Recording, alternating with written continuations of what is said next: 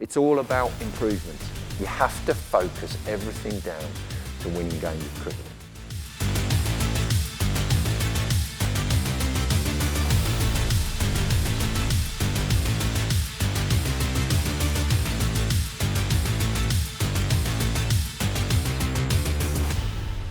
One thing I've learned through my time as a bowling coach, and a coach as well, is everyone's individual. I think everyone knows that now. It's banded out there massively, and that's a good thing. But I think there's something else as well. It doesn't matter what you're working on as long as they improve.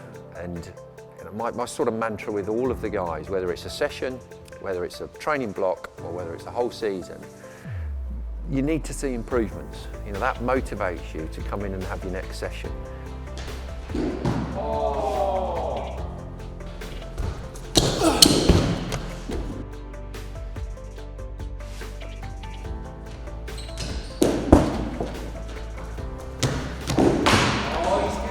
So if you can be really, really clear about what you're trying to improve, you have your plan, sometimes in there, something else comes out, which is fantastic. It means you've got the flexibility to move within that.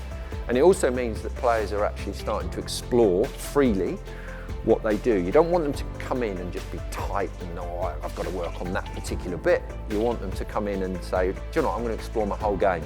And sometimes a seam position might change, or speed might go up, or your areas might improve.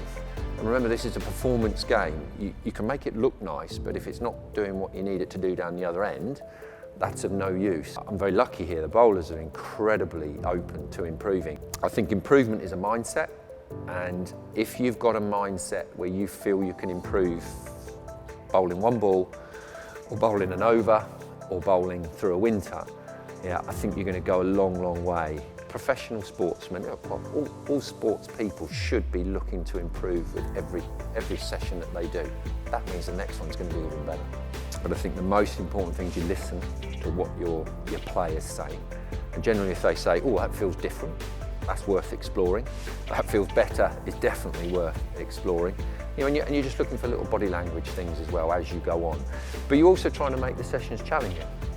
And that's the whole point. You make it more difficult than hopefully the game's going to be, so that they learn to actually cope with things that are more difficult than when they play. If we've had a session and there's been any sort of improvement, and I try to use the continuum of that's where they are, that's where they want to get to, even if it's just a tiny bit along there, you celebrate that, because it means you're moving towards improvement. And if you've had those sessions, personally, that's the time I walk out at the end of the day, and I think that's really been worth it.